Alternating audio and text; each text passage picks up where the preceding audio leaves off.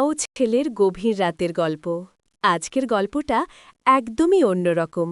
যেই গল্পে তোমরা বুঝেই নিতে পারবে যে আজকের গল্পতে কি হতে চলেছে। মা ও ছেলের গভীর রাতের গল্প। মা শুয়ে পড়েছিল। গরমের দিন ছিল। মা এলোমেলোভাবে শুয়ে পড়েছে। অমনি সময় ছেলে এসে টক টক টক টক করছে, দরজায় নক করছে। মা এদিকে গায়ের কাপড় ঠাপড় পুরো এলোমেলো করা। মা শুয়ে আছে। ছেলে আসছে, এসে মার দরজার সামনে এসে ডাকছে, মা, মা।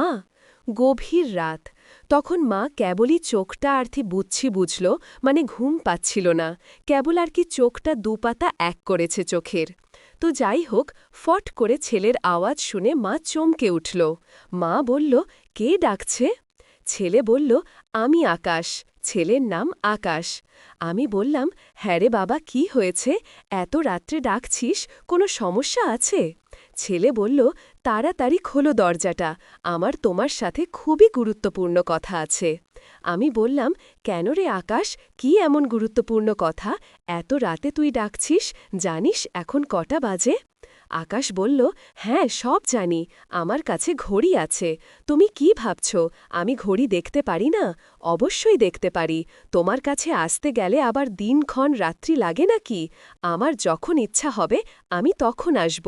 তুমি কি দরজাটা খুলবে না?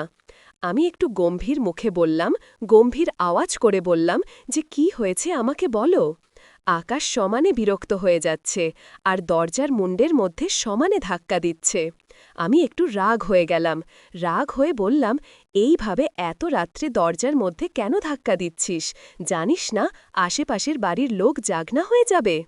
আমাকে আকাশ চিল্লে চিল্লে বলল, তুমি কি দরজা খুলবে না?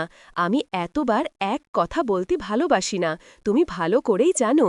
হ্যাঁ হ্যাঁ, তোকে তো ভালো করেই জানবো আকাশ, তুই তো আমার ছেলে, তোকে জানবো না তুই এক কথা বলতে ভালোবাসিস না, বারবার সেটা জানি। কিন্তু এত রাতে তুই আমার ঘরে কি করতে আসবি, সেই জিনিস সেই কথাটা আগে বল আকাশ। থতমত খেয়ে যাচ্ছে, কিছু বলতে পারছে না, অন্য কথা দিয়ে সে কথা ঘুরিয়ে দিচ্ছে। কিন্তু আমি কিছু একটা আন্দাজ করতে পারছি। আমি দরজার ঘরের ভেতর থেকে দরজা আর খুলিনি। আমি ওখান থেকে আকাশকে বলতে থাকি, হ্যাঁ রে বাবা, কি হয়েছে? খিদা পেয়েছে, কিছু খাবি? আকাশ ফট করে আমার কথা শুনে বলল, হ্যাঁ, খিদা পাইছে। আমি বললাম, খিদা পাইছে? আমি তোকে বললাম, তারপরে তুই বললি? আকাশ মনে মনে চিন্তা করছিল, আমি যদি এই কথা না বলি মা তাহলে দরজা খুলবে না। আমি আকাশের খিদে পাওয়ার কথা শুনে ফট করে হুড়মুড় করে দরজা খুলে দিলাম। হুড়মুড় করে বিছানা থেকে উঠে দরজা খুলে দিলাম। অমনি আকাশ দেখি হাতে বালিশ। বালিশ নিয়ে চলে আসলো।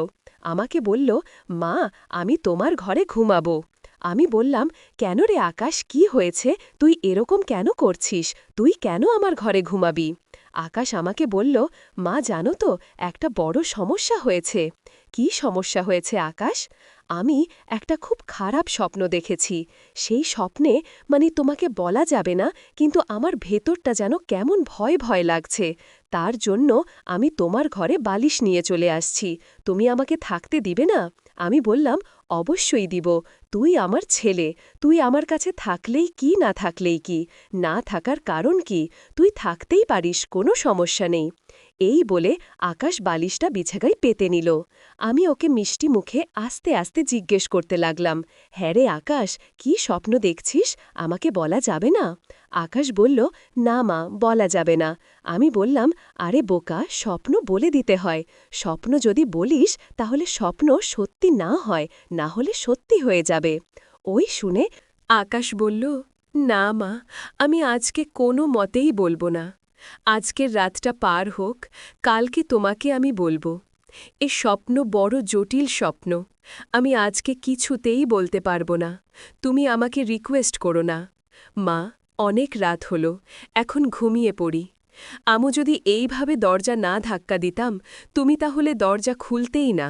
হ্যাঁ রে আকাশ, ঠিক বলেছিস, তুই যদি এইভাবে আমাকে না বলতি তাহলে আমি দরজা খুলতাম না। তুই তো জানিস, সারাদিন খাটাখাটনির পর আমি একটু শান্তিতে ঘুমাই। আর এখন গরমের জন্য প্রথম দিকে ঘুমানোই যায় না। ভোরের দিকে একটু চোখটা লেগে আসে